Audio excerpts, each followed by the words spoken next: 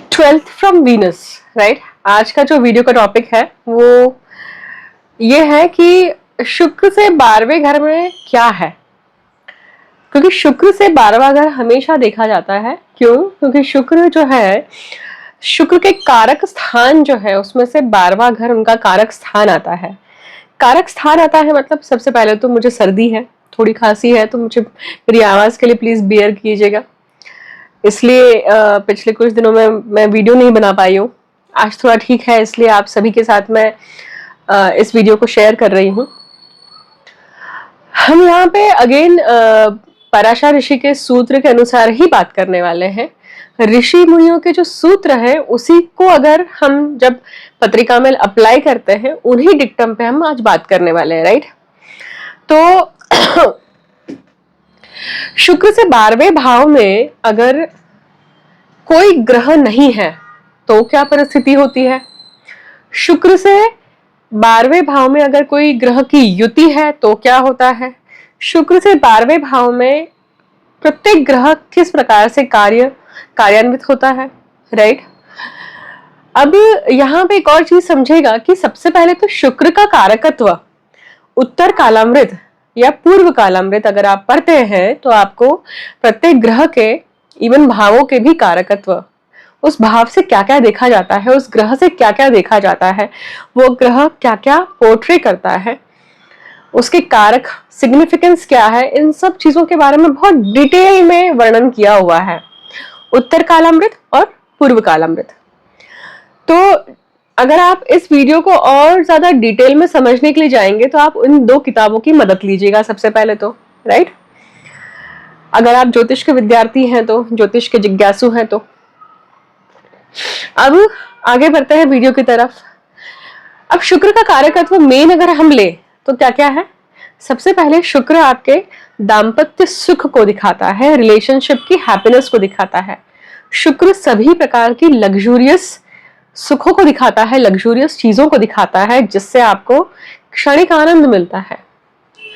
Permanent आनंद जो है, स्थायी आनंद जो है वो गुरु देते हैं जीवन में। जैसे मातृत्व का या पिता होने का सुख जो है वो गुरु है, क्योंकि गुरु उसके कारक है। परंतु शुक्र से देखे जाने वाले जो सुख है वो टेम्पररी हैप्पीनेस को दर्शाता है। और टेम्पररी हैप्पीनेस तो वो चीजों को लेकर हो सकती है, अध्यात्म को लेकर भी हो सकती है, वो आर्थिक चीजों को लेकर हो सकती है।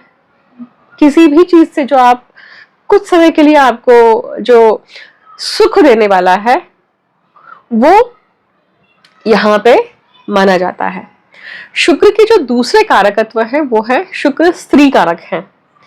स्त्री अर्थात किसी भी व्यक्ति या किसी भी स्त्री के पत्रिका में या किसी भी के पत्रिका में स्त्री का रोल क्या है, उनके जीवन में स्त्रियां किस प्रकार से रोल निभाती है, उसका भी हम कहां से संबंध समझ सकते हैं, शुक्र।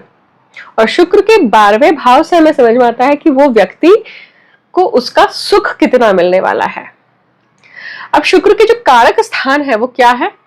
शुक्र के कारक स्थान में से व्यय भाव जो है वो काफी इंपॉर्टेंट है, क्योंकि व्यय भाव जो है वो क्या है, शैया सुख का भाव है। सृष्टि जब निर्माण हुई थी तो सृष्टि के लिए सृष्टि को कार्यान्वित रहने के लिए या चालू रूप में रखने के लिए, चलायमान रखने के लिए, इन सब चीजों को, इन सब शब्दों को शायद आपको वापस डिक्शनरी करना पड़े। कुछ लोगों ने मुझे यहाँ पे कमेंट में लिखा था कि मैम आपने इतनी क्लिष्ट हिंदी यूज करती है कि मुझे गूगल ट्रांसलेट ओपन करना पड़ा। मैं क्या करूं, जो एस्ट्रोलॉजी में, जो ज्योतिष के किताबों में जो शब्द हैं उन्हें वैसे के वैसे ही यूज करना पड़ता है, अदरवाइज उसका अर्थ का अनर्थ हो जाता है। तो आप अपने आप को एजुकेट करिए एस्ट्रोलॉजिकल टर्मिनोलॉजीज को लेकर, अगर आप इस विषय को समझना चाहते हैं तो, राइट। तो हम कहाँ थे, अगेन वापस। तो सृष्टि को चलायमान रखने के लिए, सृष्टि का जो सर्कल है, विशेष सर्कल है, उसे चलते रहने के लिए किसी भी मनुष्य से क्या अपेक्षा होती है कि वो सृजन करे, राइट। तो सृजन करने के लिए जो क्रिया होती है वो है संभोग क्रिया, राइट, हमारा वंश बढ़ाना। तो ये जब तक नहीं चलेगा तो सृष्टि नहीं चल सकती है। तो सृष्टि को चलने के लिए, सृष्टि का विशेष सर्कल चलने के लिए ये क्रिया होना अत्यंत आवश्यक है। अब ये क्रिया अगर आप सृष्टि के नियमों के हिसाब से देखें तो सृष्टि के नियमों में कहीं भी नहीं लगता है कि भाई ये टैग है तो ही आप संबंध बना सकते हैं, ये टैग है तो ही आप संबंध बना सकते हैं। ऐसा नहीं है। केओस ना हो, ह्यूमन वर्ल्ड में या मनुष्य जगत में केओस ना हो, इमोशनल केओस, विद्रोह का केओस, मतलब षड्रिपु और नवरस यहां दोनों आते हैं, समझिएगा इस बात को। क्योंकि सृष्टि के हिसाब से स्त्री और पुरुष जब एकत्र आते हैं तो उससे सृजन होता है। अब मैं जो कहने वाली हूं ये आपके लिए शायद या बहुत लोगों के लिए ये शब्द ना बहुत ज्यादा रिवोल्ट हो सकते हैं, बट इसका भावार्थ समझिएगा, ना कि इसका डेरिवेटिव्स है मतलब।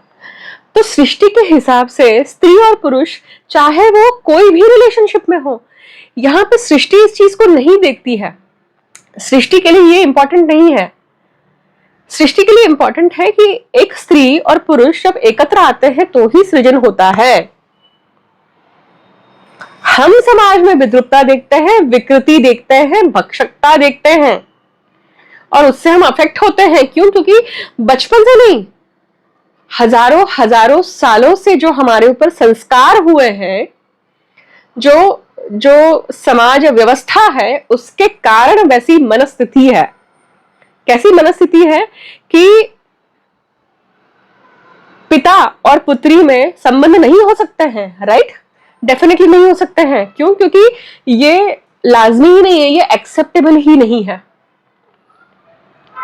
सृष्टि के नियम के हिसाब से बात करें तो स्त्री और पुरुष बहुत सारे, हम अगर पीछे जाएं, शतकों पहले जाएं, अगर घर में अपने खानदान में कुल को अगर कलुषित नहीं करना है, पोल्यूट नहीं करना है, तो खानदान में ही क्या होता है, बहुत बार वंश आगे बढ़ाने के लिए खानदान के ही पुरुष महिला के साथ में जाकर वंश को आगे बढ़ाते हैं। परंतु वहां पे याद रखिएगा कि जब ये वंश बढ़ाने की बात आती है तो वो जो एस्केप मार्ग बताया गया है, तो वो केवल और केवल वंश को चलाने के लिए या वंश की निर्मित के लिए एक बार संगम होता है। उसके बाद में मनुष्य की अपनी खुद की गलत वृत्ति होती है, जिसके कारण वो उस क्रिया को लेकर क्या हो जाता है, आसक्त हो जाता है और वो वापस उस चीज को करने के लिए जाता है या अपनी आसक्ति दिखाता है और वहां पे चीजें गलत होती है। गलत वहां से होता है। ये जो इंट्रोडक्शन या ये जो प्रस्तावना मैंने आपको वीनस से 12th हाउस के लिए क्यों दी है, क्योंकि वीनस से 12th हाउस, शुक्र से 12वां भाव जो है वो शैया सुख को सबसे ज्यादा मेन रूप से लेता है और इस पर चर्चा नहीं होती है खुलकर, ना इसके ऊपर कोई बात करता है, ना इस मुद्दे को लेकर सही प्रकार से हैंडल किया जाता है।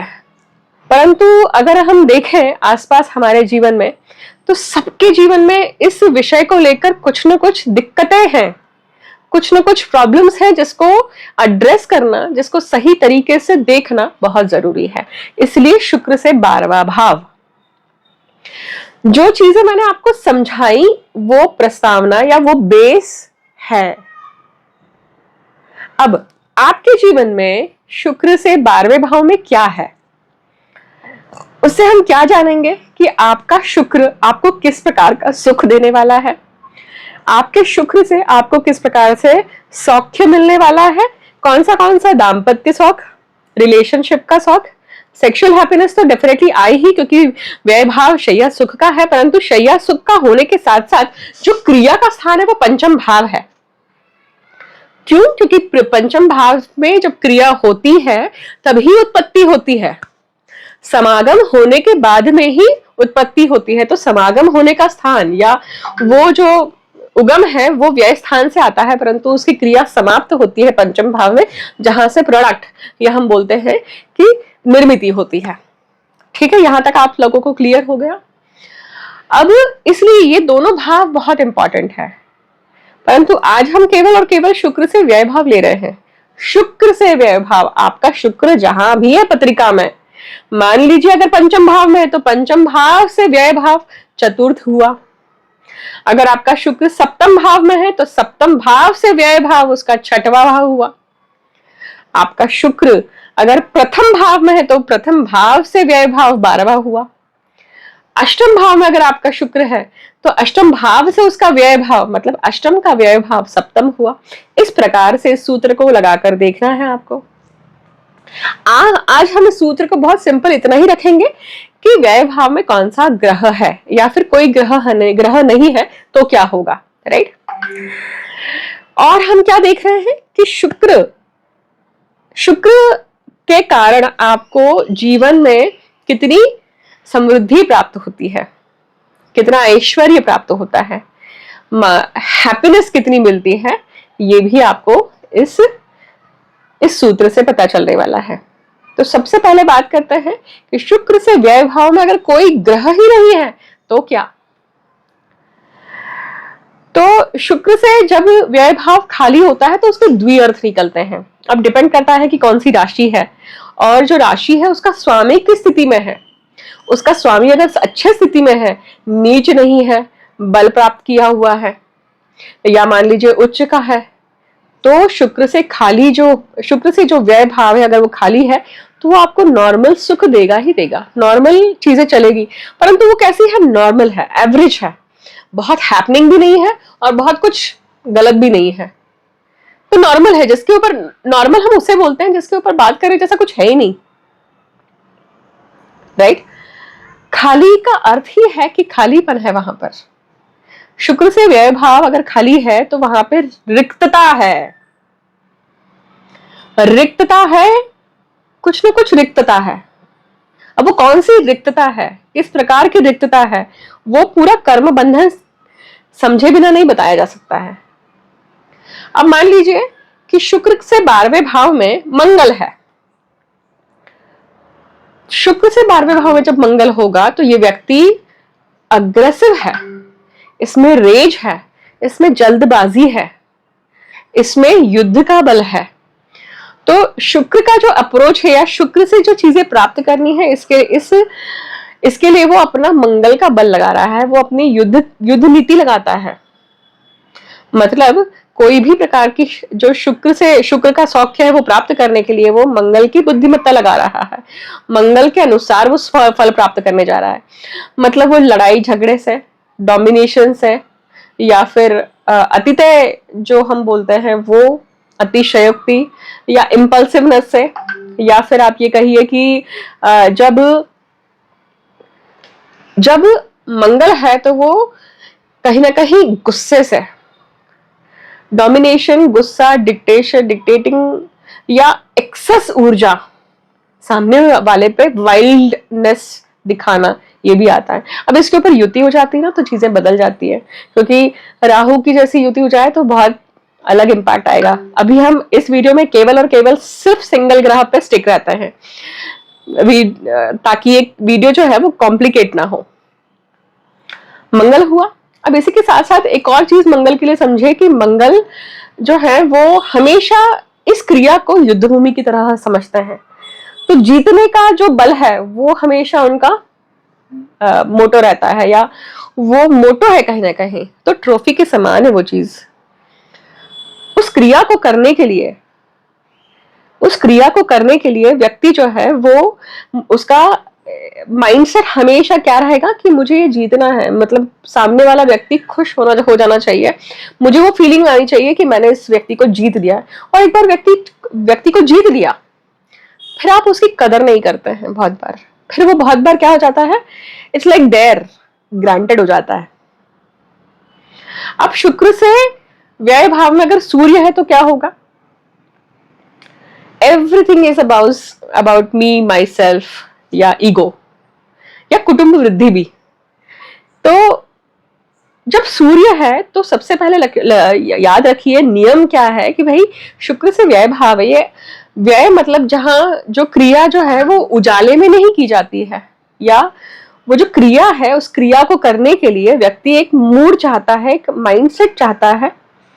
तो बहुत बार वो जो क्रिया है उसके लिए वो माइंडसेट उसे मिल नहीं पाता है, और हमेशा उजाला होने के कारण, क्योंकि जहां भी सूर्य बैठते हैं वो प्रकाशमय कर देते हैं, प्रकाशमय कर देते हैं, तो वो बहुत बार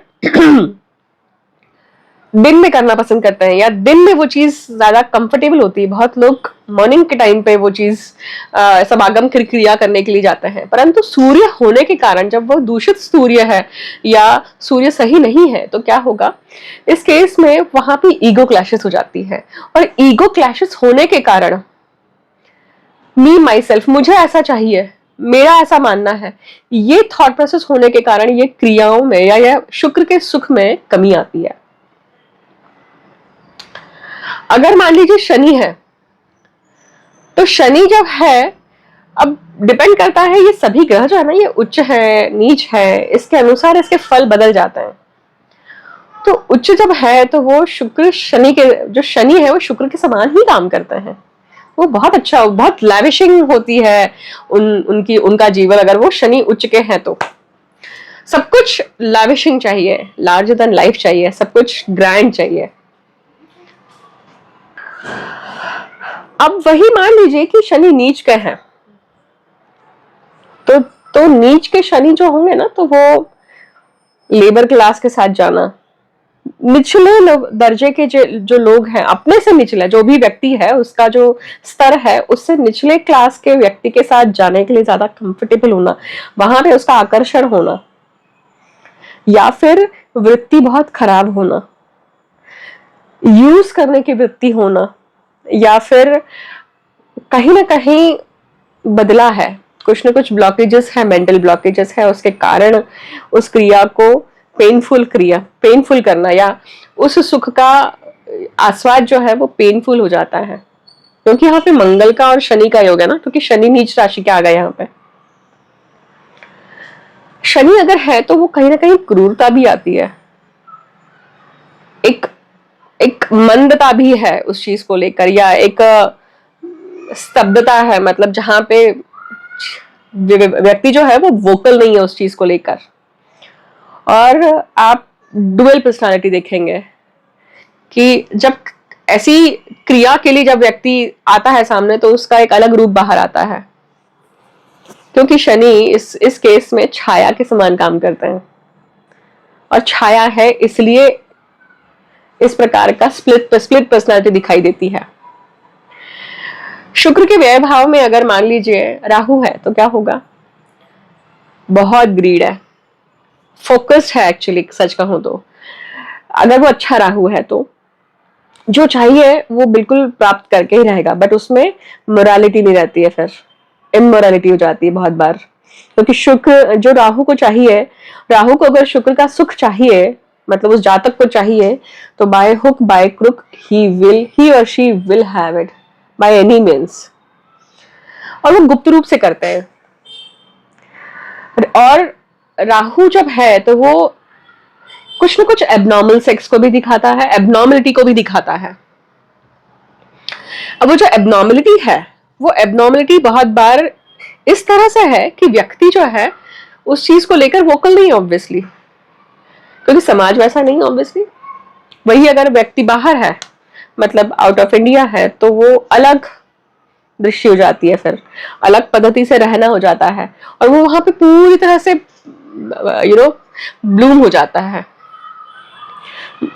ऐसे केस में ऑपोजिट इंटरकास्ट होना, बाइसेक्सुअल होना, हेट्रो होना, बहुत सारी चीजें एवरीथिंग चलता है, डजंट मैटर। तो इसके पॉजिटिव पॉइंट्स भी बहुत सारे आते हैं। नेगेटिव पॉइंट तब होता है जब वो बहुत एक्सट्रीम लेवल पे होता है या अतिशयोक्ति होती है, और ये प्रकार और भी दिखता है। अब देखिए हर चीज को समझिएगा कि अलग अलग लेवल पे एनर्जी ऑपरेट होती है, अलग अलग लेवल पे, मतलब अगर वो उच्च का है तो वो उस चीज को मैला नहीं होने देगा, गंदा नहीं होने देगा, परंतु अगर नीच का है तो वो हमेशा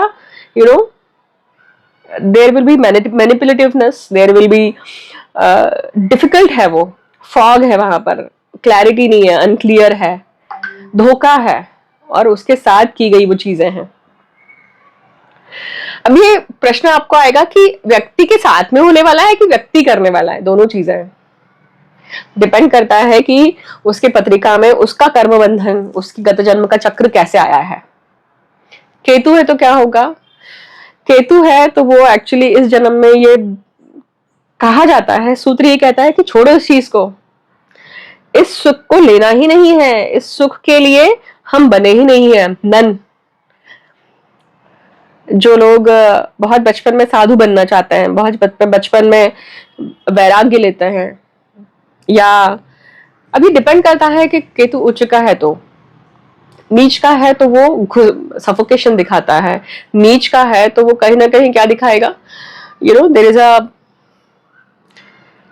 अनअटर्ड है, या there is no one to listen, सुनता नहीं है व्यक्ति, या कोई सुनने के लिए नहीं है। और वो केतु ये दिखाता है कि वहां पे किंतु परंतु इफ्स एंड बट्स है, हमेशा करने जाएंगे वो क्रिया तो हमेशा कुछ ना कुछ प्रॉब्लम है, क्यों नहीं हो पा रहा है, there has to be some vague reason, stupid reason, और वो कहीं ना कहीं वो सुख खराब हो जाता है। और शुक्र से संबंधित भी जो भी सुख है वो भी खराब हो जाता है। ये आध्यात्मिक रूप के लिए अच्छा है, परंतु देखिए आध्यात्मिकता कभी भी फ्रस्ट्रेशन के साथ में, फ्रस्ट्रेशन के कारण, डिसअपॉइंटमेंट के साथ में आ रही है तो टिकेगी नहीं आध्यात्मिकता।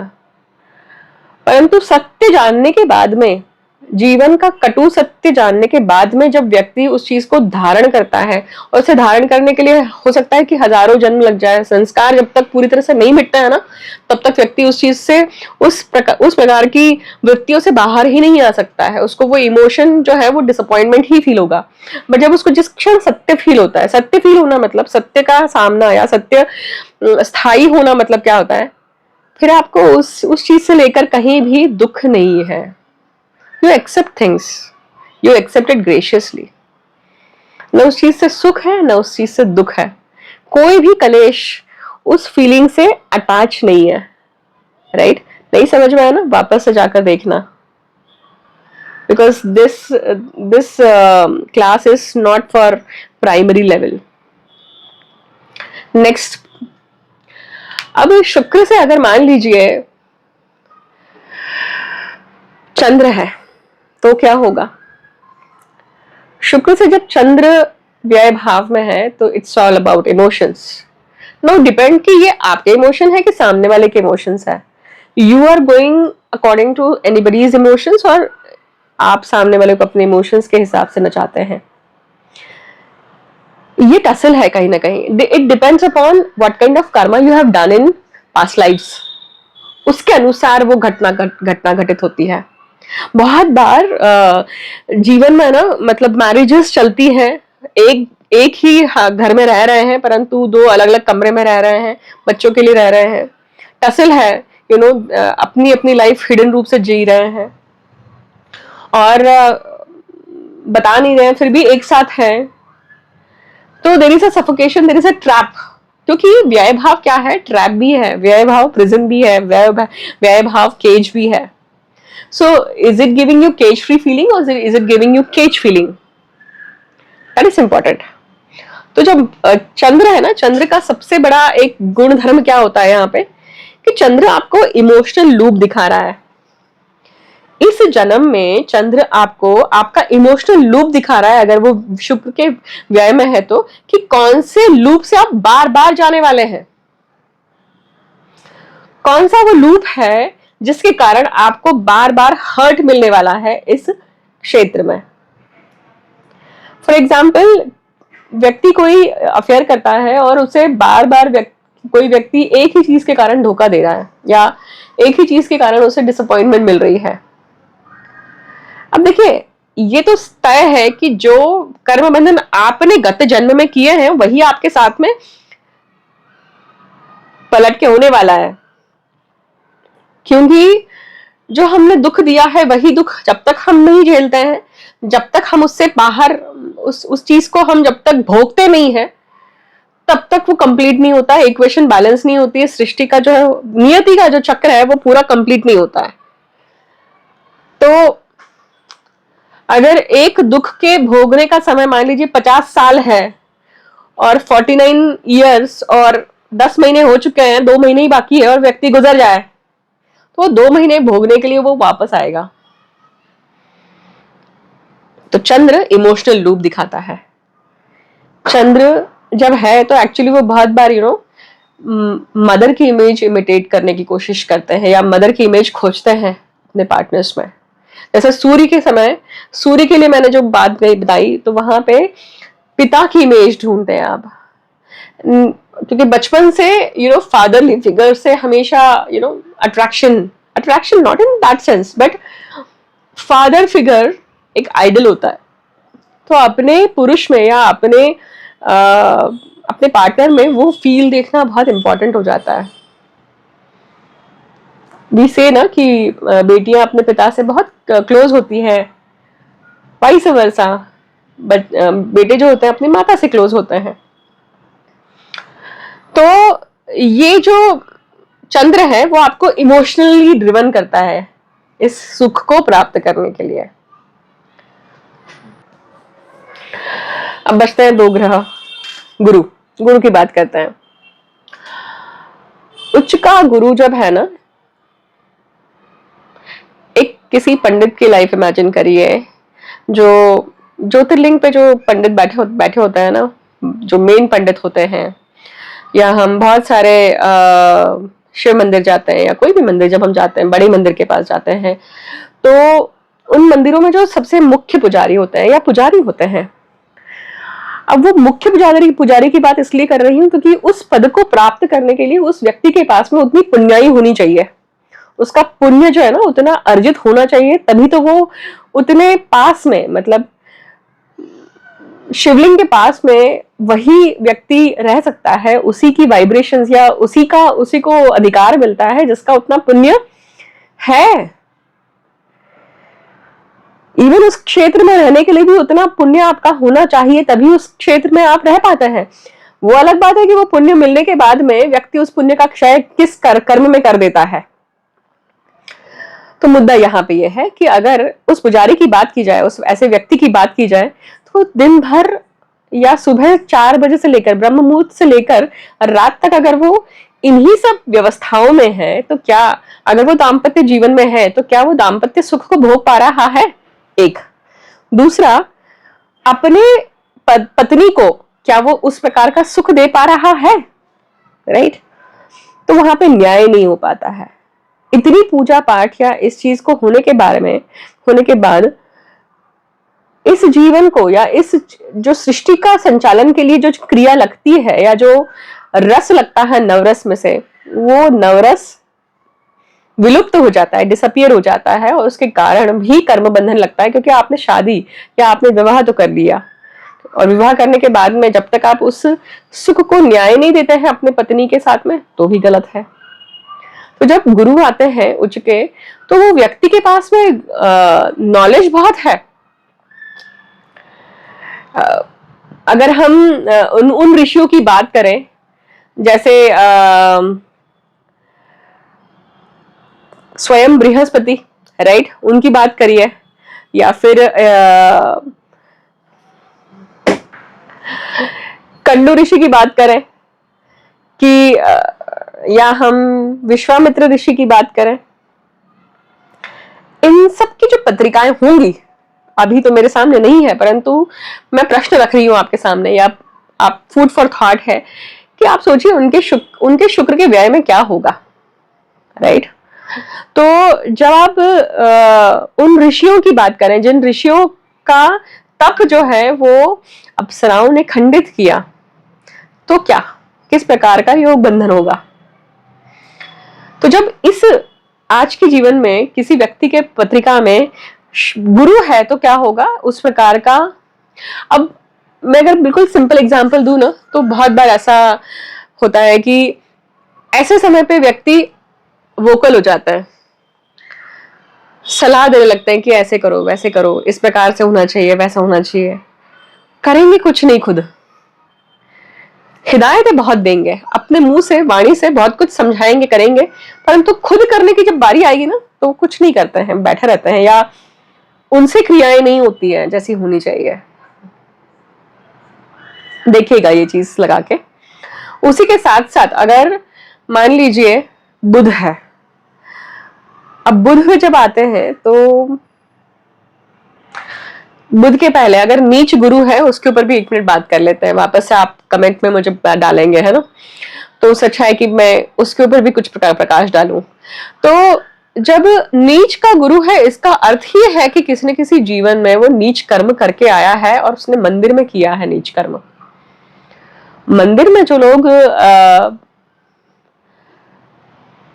रात्र होने के बाद में, जैसे देवदासी परंपरा है, या इवन अपने सुख को प्राप्त करने के लिए मंदिर का उपयोग करते हैं, और मंदिर में अगर संभोग किया, समागम की क्रिया करते हैं अपनी पत्नी के साथ में, नहीं किसी और व्यक्ति के साथ में, तो भी वो इस प्रकार का कर्म बंधन आता है।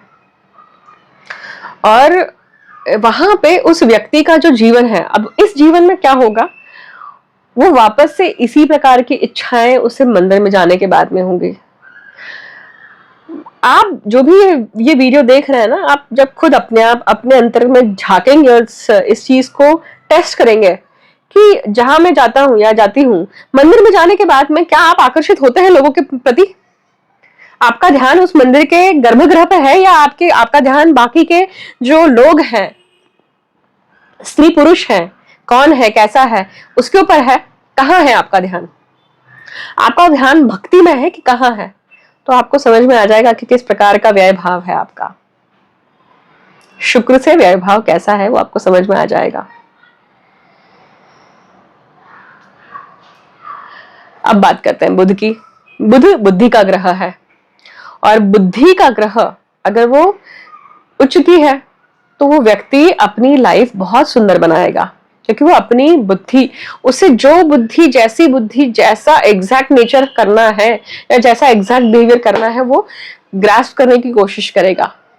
परंतु वही अगर बुध नीच का है तो क्या होगा, वो एबनॉर्मल तरफ जाएगा। वो शुक्र का जो सुख है वो एबनॉर्मलिटी की तरफ लेकर जाता है, एबनॉर्मल वेज में उसको प्राप्त करने की कोशिश करता है।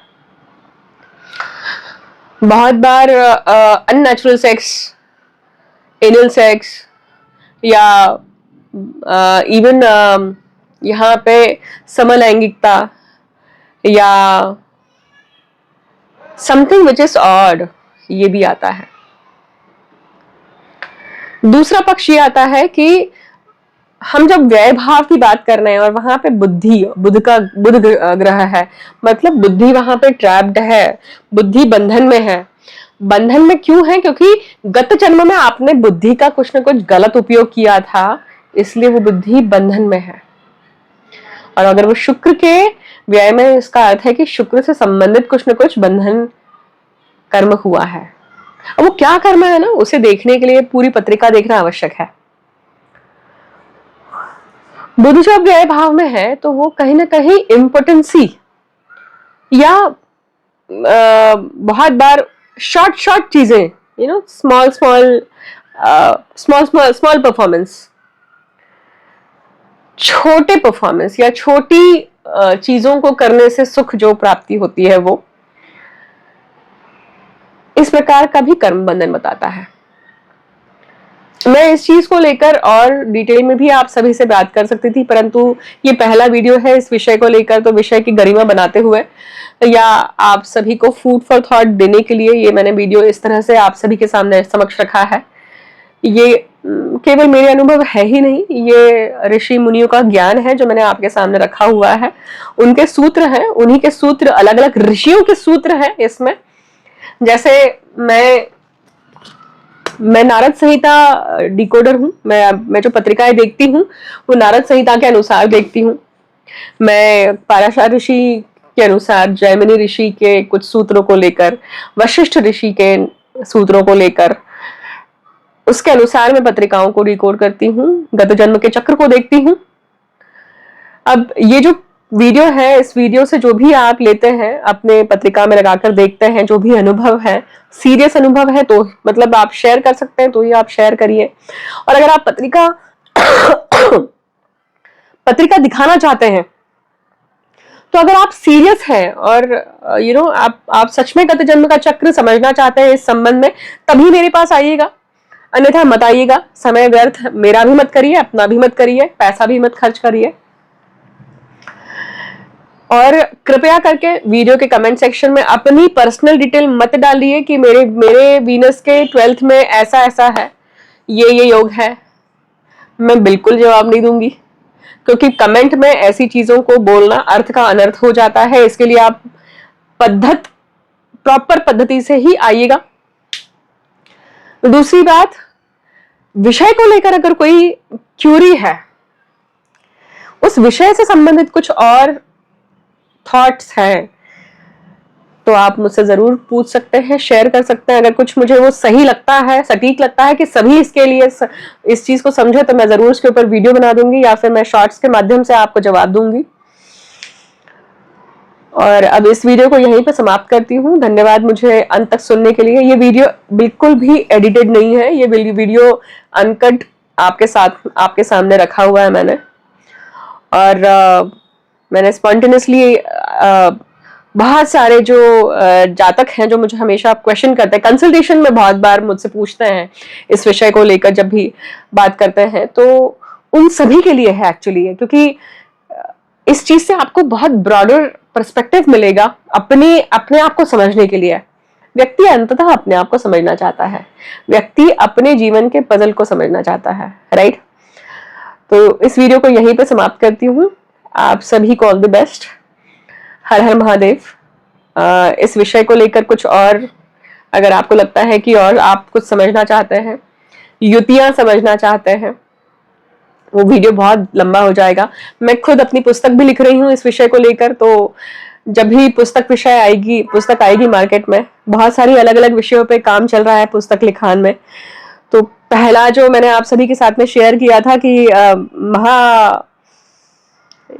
महा विषय है वो एक्चुअली ज्योतिष का, जिसके ऊपर मैं लिख रही हूँ, वो अभी भी काम जारी है। उसके साथ में और भी विषयों का काम जारी है, तो उसमें से ये एक और विषय है, शुक्र से 12वां घर।